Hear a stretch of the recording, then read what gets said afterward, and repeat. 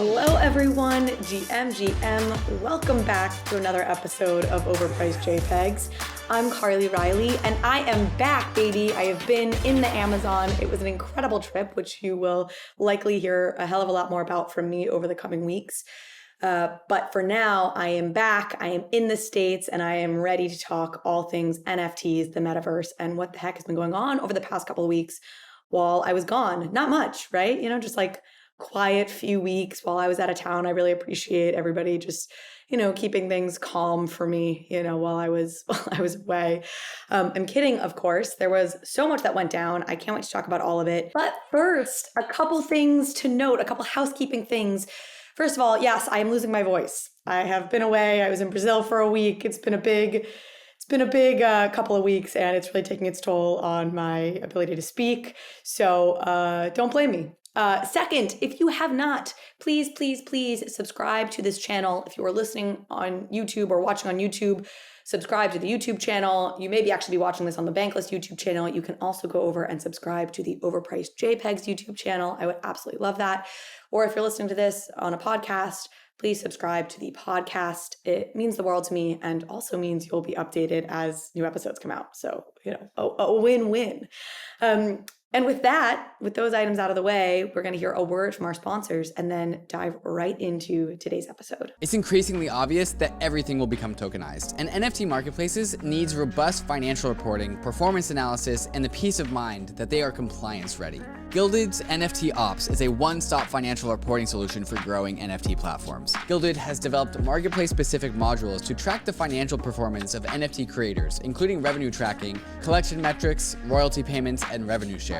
Customers of NFT Ops gain full access to accounting tools and powerful APIs for custom integrations that simplify operations, streamline reporting, and produce tax-ready data. So no wonder why so many top brands like CoinMarketCap, Gitcoin, Nifty's, and POAP trust GILDED to automate complex reporting workflows. Visit gilded.finance/bankless to learn more.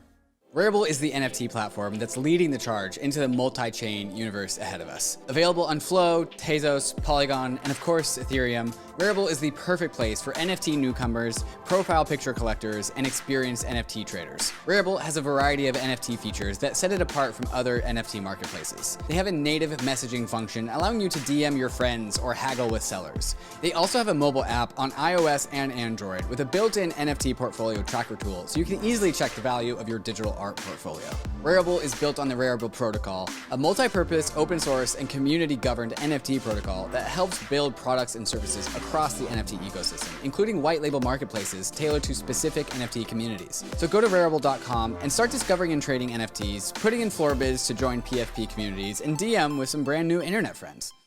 We are going to dive straight in. Of course, the biggest story of the week is YugaLabs, which will be coming up. I will give you all my thoughts. I have strong thoughts about Otherside and the land sale they did.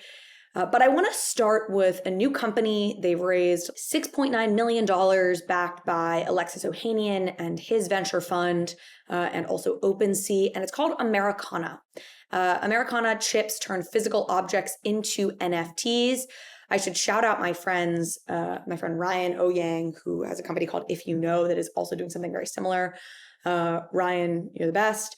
But I want to talk about this concept. So they basically, you can apply chips to physical items that connect those physical items to the blockchain.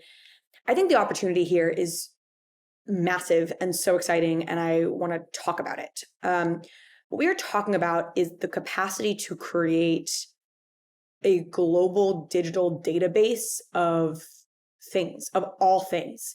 And I think that opportunity is the implications of that are maybe even bigger than people are thinking.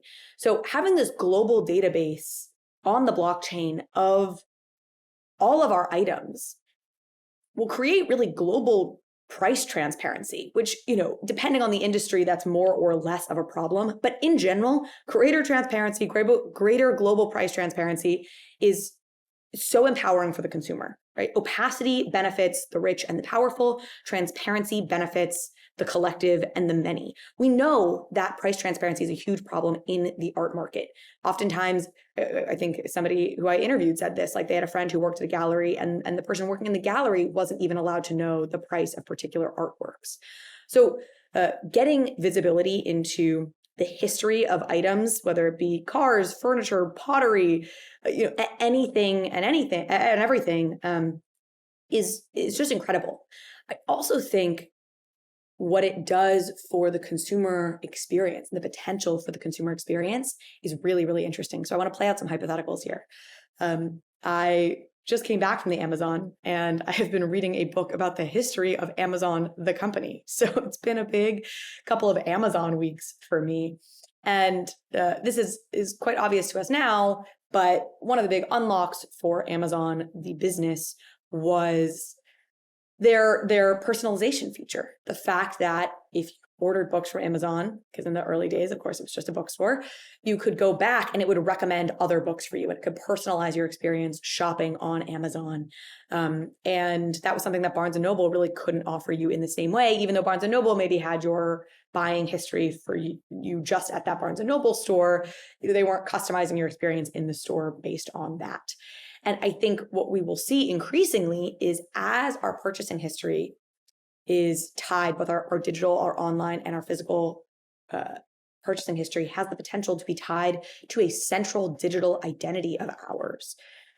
The capacity for personalizing our experience, even in an IRL setting, I think will go up. I think it's really interesting to think what stores can do when they can, if we so choose to let them, tap into our wallet, tap into our digital identity, see what we like, and then make recommendations in store about maybe what we're drawn to. We started to hear this, Scott Galloway and Kara Swisher actually have been talking about this when it comes to like Apple. Like, why don't they get personalized experience or personalized treatment when they arrive at an Apple store? Given that they're big customers, Apple should know who they are when they, enter the store and provide experiences specifically for them. I think we'll see increasingly that kind of personalized experience across all stores, and crypto and having a central digital identity is a huge part of that. And then having this database of things where my digital identity shows not just what I'm buying in the digital realm, but also potentially what I'm buying in the physical realm, because those physical items are also being stored and itemized in a central blockchain database.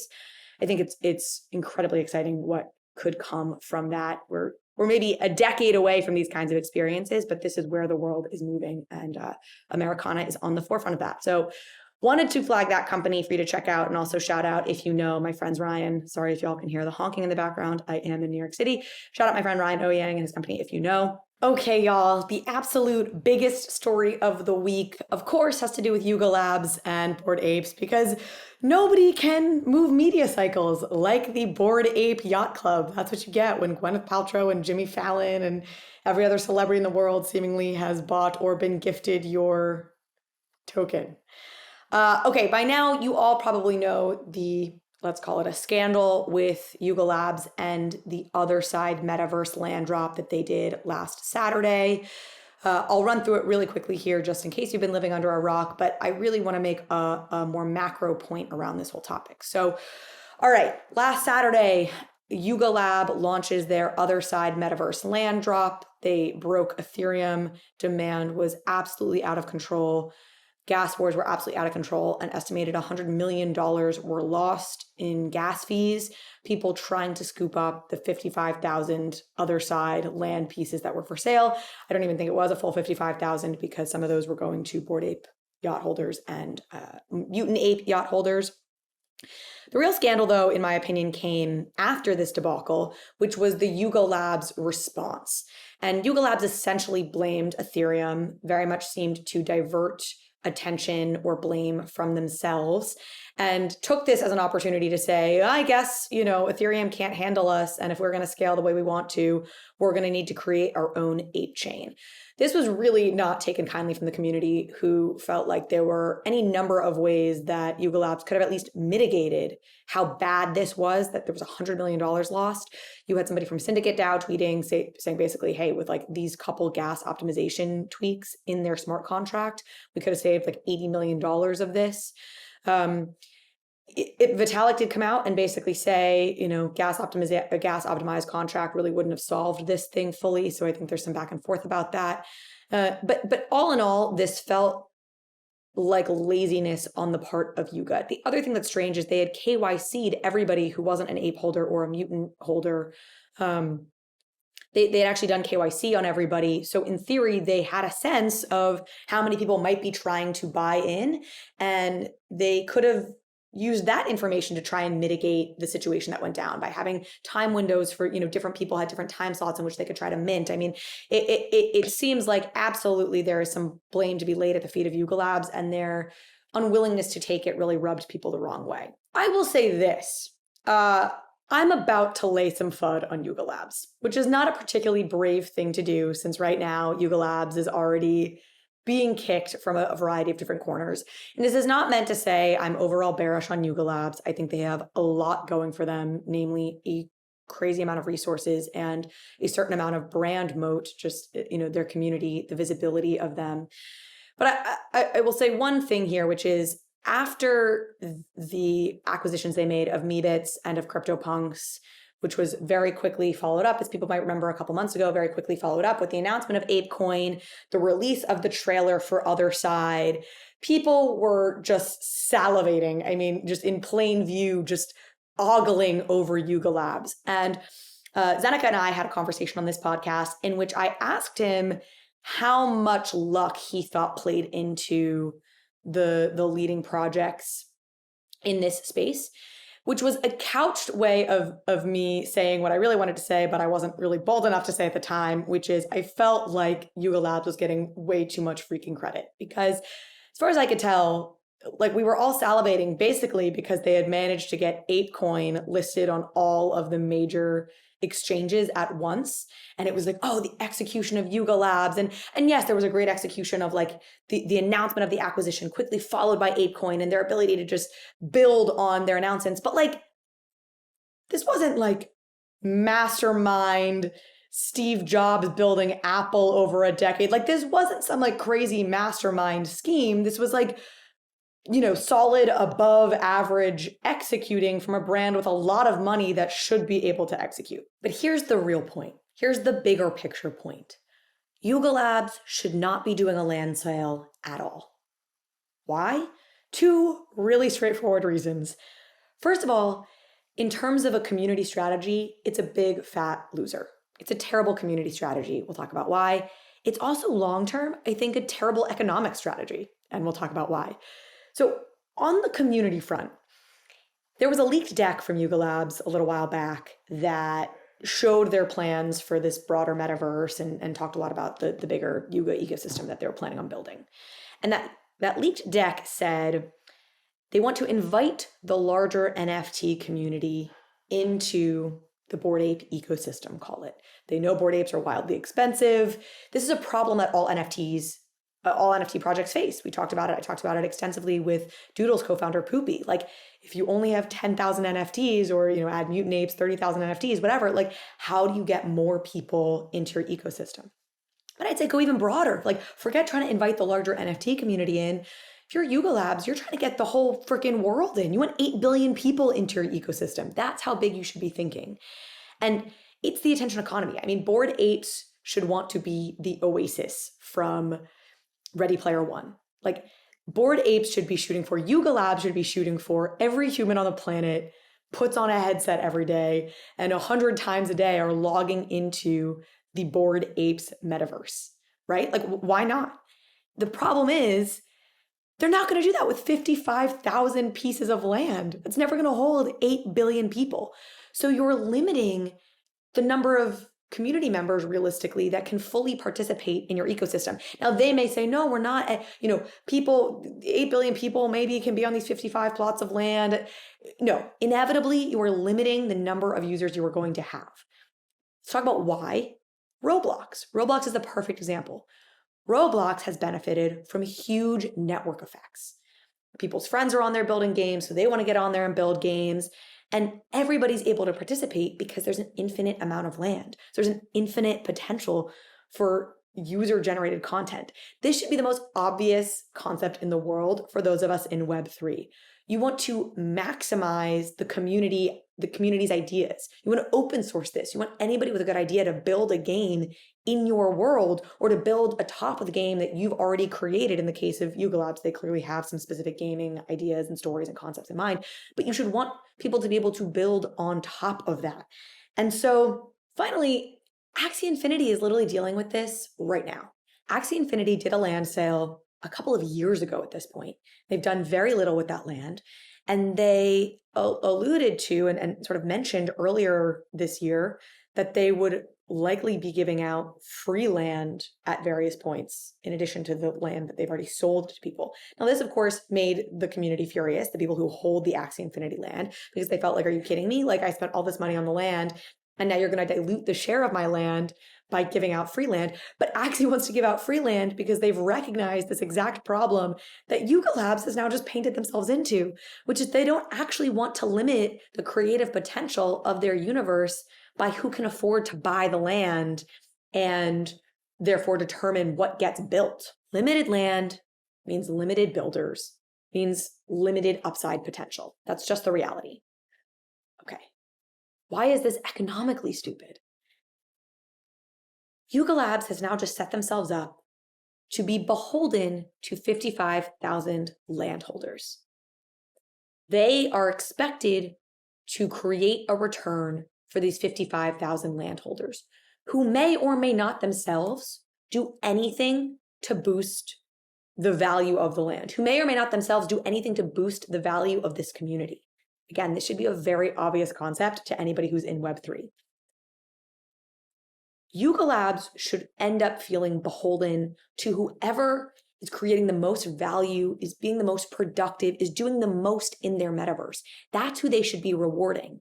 Not rewarding the 55,000 people who happen to be available on a Saturday night at 9 p.m. Eastern and had the ape coin to buy into their land sale. Like, that's not inclusivity.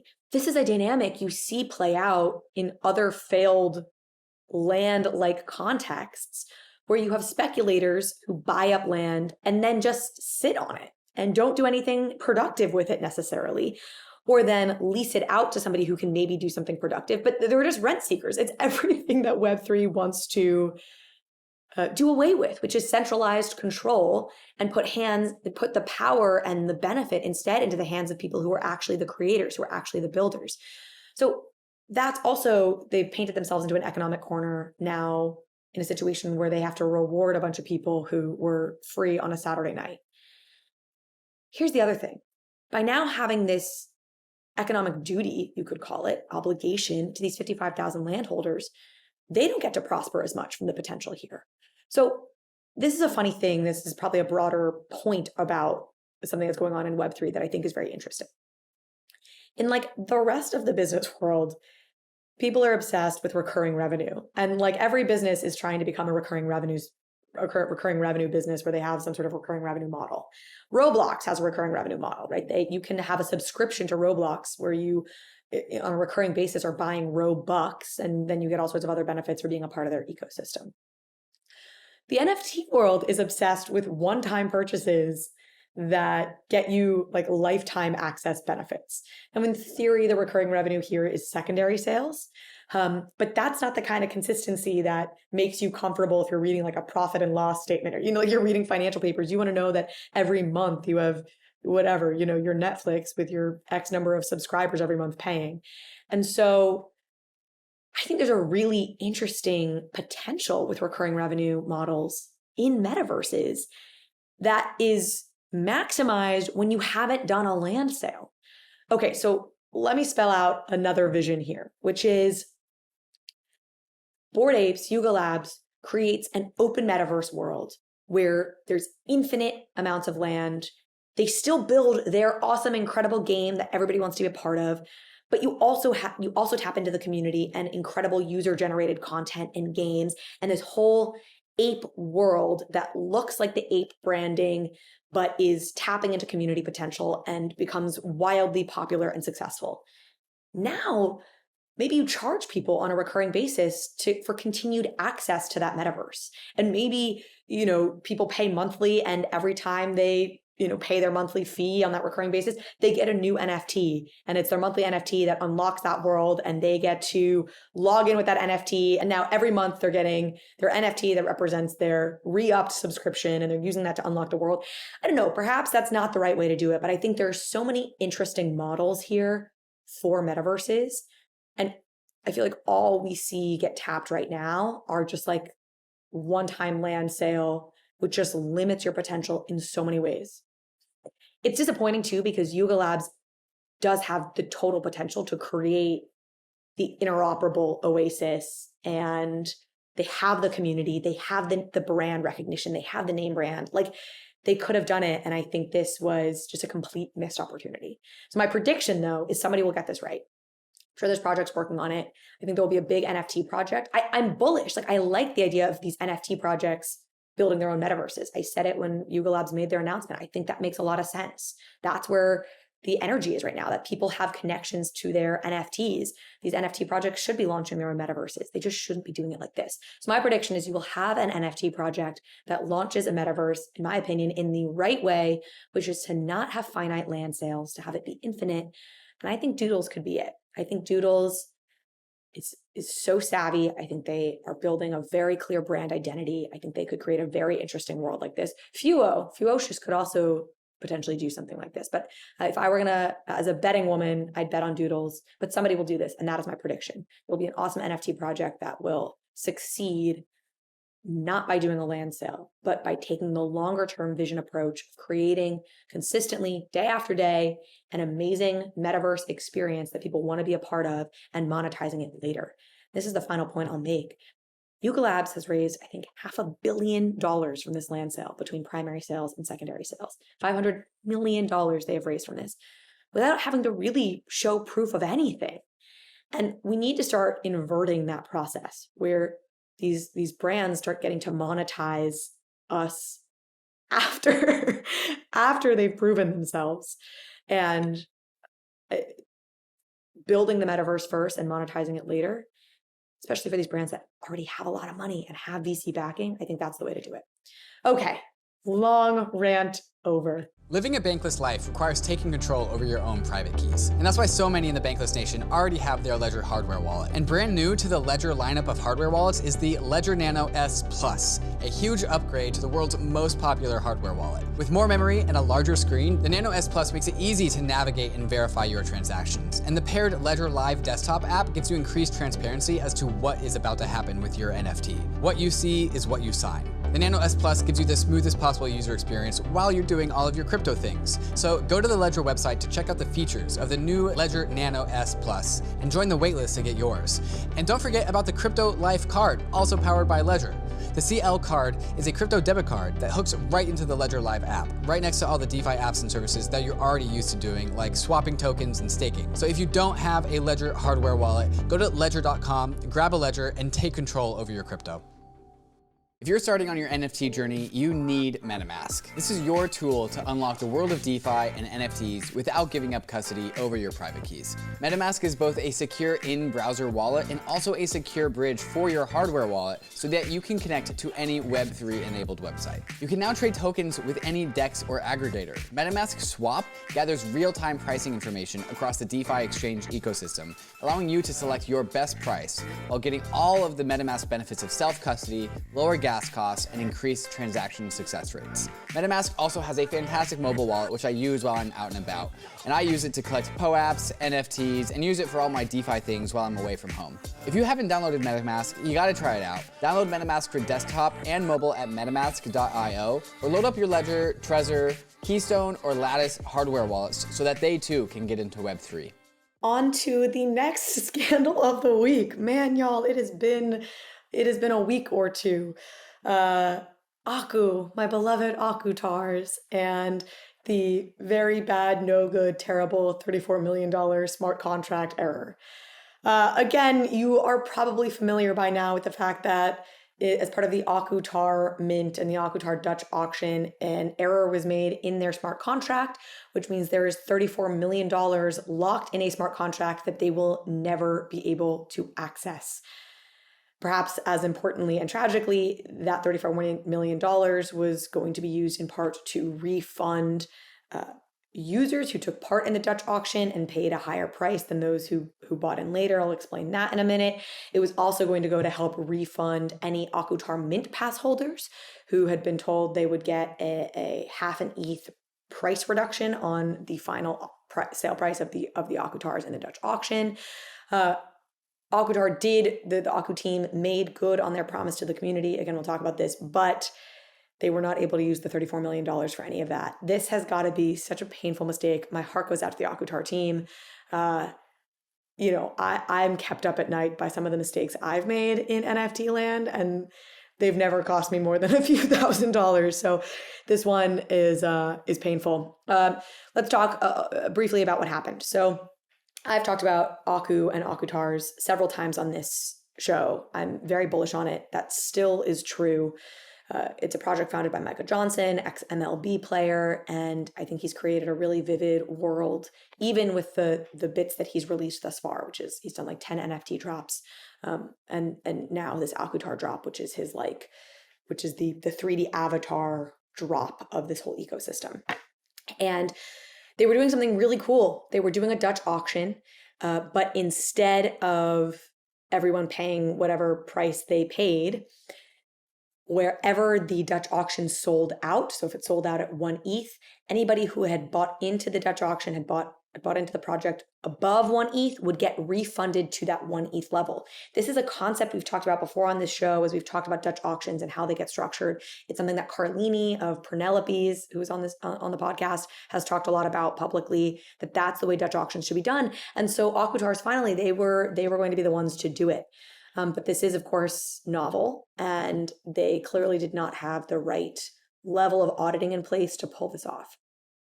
My understanding of essentially what went wrong here, and I don't think I have this exactly right, but is some variation on it was like a counter error, right? So everything was being run through a smart contract.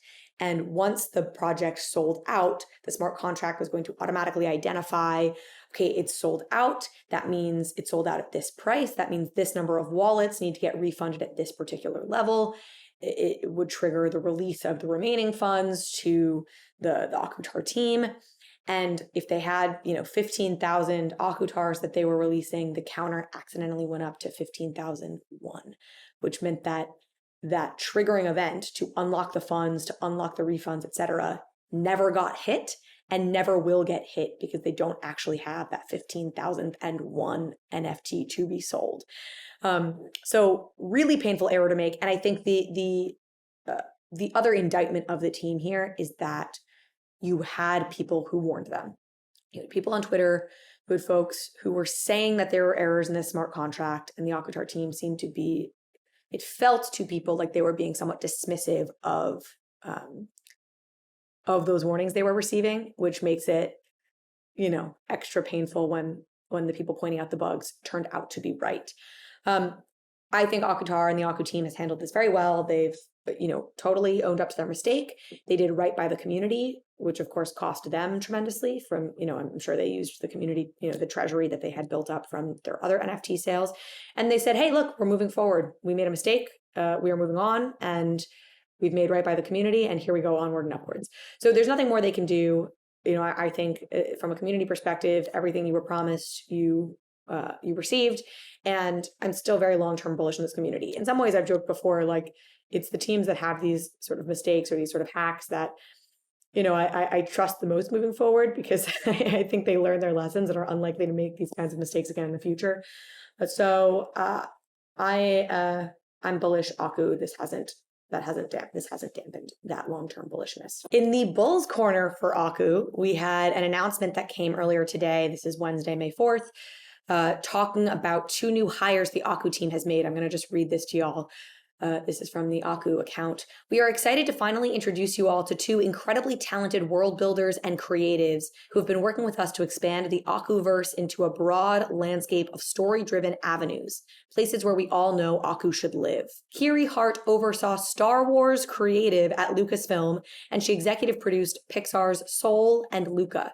So there's no doubt she brings world building experience second to none. World building expertise second to none. And more importantly, we're on the same mission. She has the same big dreams for Aku that we have. And Stephen Fetter has been partnered with Kiri since he was her VP of film at Lucasfilm on Star Wars. He also helped build the renegade artist-focused studio Annapurna Pictures. His whole career is about helping elevate creators' voices. Blessed he brings that spirit to Aku. Seems like they've made two impressive hires, and I just think Aku has good potential, better potential than so many projects out there when it comes to creating long-term intellectual property that has deep resonance for its community. From the very beginning, it's set up with that kind of potential. The NFT drops, the 10 NFT drops they did initially that were animated, there's a feeling they evoke, and they are just so clearly well poised to be films, TV shows, video games. Like there's so much you can do with this character. I feel it so strongly. So go Akutars. Poor execution, but onwards and forwards. Okay, wow, it's just been scandal after scandal. This perhaps not really such a scandal, but Ryan Carson announced he is leaving Moonbirds. Really, it seems like this is about him starting his 121G fund. He's basically starting a fund to invest in NFTs. I would love to be a part of it. I'm not yet an accredited investor. God damn, this is my soapbox about accredited investing. Should not be about the income you've made for the last 2 years. It should be about your financial literacy, and we should all be subjected to a financial sophistication test, just like we have a driver's license test, and that should determine whether or not you're an accredited investor. But I could not invest in Ryan Carson's fund, but I am bullish on it. I'm bullish on Ryan. I know he got some, I guess, hate from the community. People really didn't like some of his tweets, when he was COO of Moonbirds. I'm going to be honest, unpopular opinion, I did not mind it. The stuff that people were getting kind of rubbed the wrong way by, I didn't see problems with any of it. I think he got in trouble for some floor talk he did. He got in trouble, whatever that means. People didn't love that he talked about his buying strategy for Moonbirds. I didn't mind any of that stuff. And, I know Kevin Rose had to come out and apologize a bit because Ryan, said, after this situation with YugaLabs, I have no doubt that Moonbirds will be a top 5 project. And Kevin Rose set out, came out and said, hey, we're gonna get there on our merits, not because other projects fail. We don't have to root for other projects to fail for us to succeed. But again, I just didn't take it that seriously. Okay, Ryan was making a joke about YugaLabs failed execution, and he was being a little tribal and a little pro Moonbirds. I don't know. I wasn't particularly bothered by Ryan's remarks, but I know others were. Kevin has also now said, Kevin Rose has come out and said, basically he doesn't need a COO anyway, because he is going to full-time move to Moonbirds. I think he was like, I expected Moonbirds to be successful, but I did not expect it to be nearly this successful this quickly. So it now requires my full-time attention. So Kevin Rose will be full-time building Moonbirds. That's good, I think necessary when your project has quickly risen to being a 30 ETH floor project. And that's that on Moonbirds. I think we're in a lull. We'll see. I'm sure there will be a lot more to talk about when it comes to Moonbirds in the future. But for now, I think it's time for them to show us what they've got. A lot of money was invested in the team, and it's now time to see what they can do. Okay, Cool Cats. I feel like Cool Cats has become the ugly stepsister or forgotten blue chip. But there has been some news out of Cool Cats recently. Their CEO stepped down. I didn't even know they had hired a CEO. This shows you, I guess, I don't know if that's an indictment of me or of Cool Cats. But their CEO, Chris Hassett, has stepped down. Seems like there's no bad blood for whatever reason. It just didn't work. And they have now hired a leading headhunting firm. If Coca-Cola wants to hire a CEO, the headhunting firm that Coca-Cola would use, Cool Cats has hired to find them a new CEO, which I'm glad they should. They are they are taking themselves seriously. They are a major brand. They are a massive company, and they should be working with the best to find the absolute best person to lead Cool Cats into its next phase. It's definitely been struggling a little bit to find its identity, to find its footing, to succeed. And I hope its next chapter will be more bullish than this last chapter has been for them. I think moving into gaming was the wrong move. I think they did it too quickly. Hindsight's 2020. Maybe that's the obvious call to make now, but yeah, it's they need to figure out their new roadmap. On a bright spot, Doodles has announced that they have some big announcements coming. I continue to be very, very bullish on Doodles. I felt that way since my interview with Poopy. I think it's very clear this is one of the most talented teams in the space, bar none, and they are strategic, they are hardworking, and they just understand the industry. And I will wait with bated breath to see what their upcoming announcements are. Like I said, maybe one of them will be their open metaverse where they don't do a damn land sale. Finally, on a final note here, Berkshire Hathaway held its annual shareholders meeting this past weekend. Little known fact about me, I'm like a total Warren Buffett fangirl. I absolutely love Warren.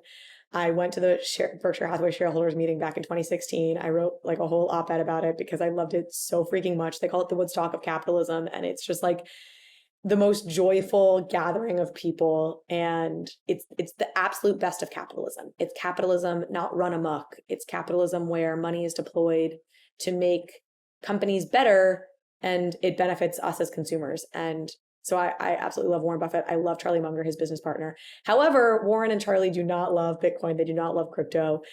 Charlie called out Bitcoin specifically in some very harsh terms. He called it both stupid and evil. Neither of them are ones to mince words. He said it was stupid because it could very easily go to zero. He said it was evil because it undermined our Federal Reserve System, which we desperately need. And look, I don't begrudge them their Bitcoin FUD at all. Obviously, I don't agree with them. I'm more of an Ethereum maxi than I am a Bitcoin maxi, so I would never desperately defend Bitcoin, but obviously I think they have this totally wrong, and I think they are fundamentally misunderstanding the value proposition here.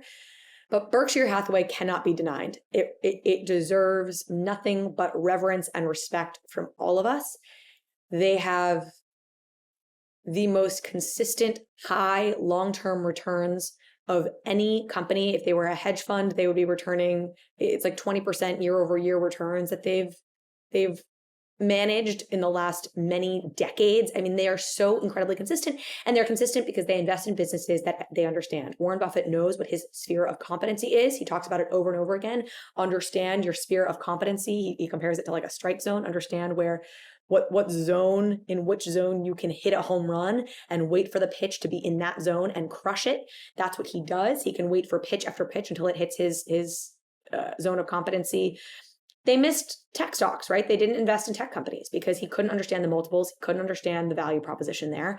And so, he misses plenty of things, but when he hits big. And I just love them. So this is really just a Warren Buffett and Charlie Munger appreciation plug. And here's the reality. I want to give some credit to their FUD.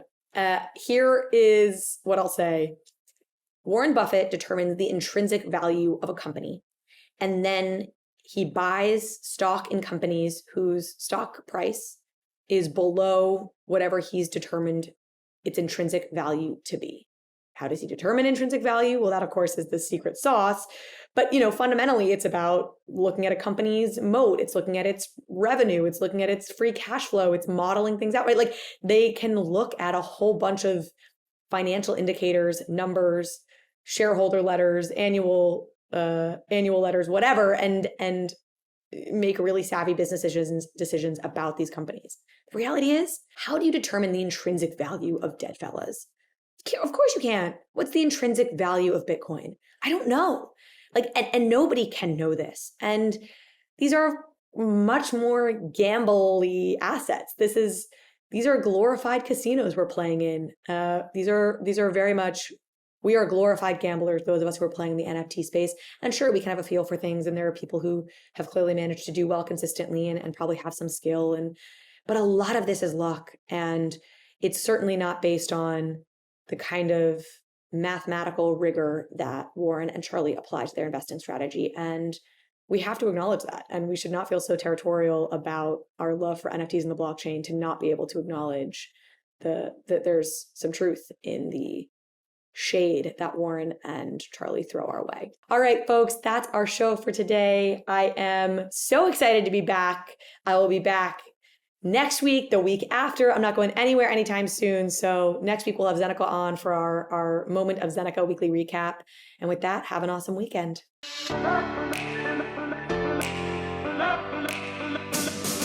Thank you so much for watching this episode of Overpriced JPEGs. If you liked this conversation, if you liked this episode, please go ahead and hit subscribe. It helps me out, it helps the show out, and it means you will get alerts and updates when we post new content. Thanks again.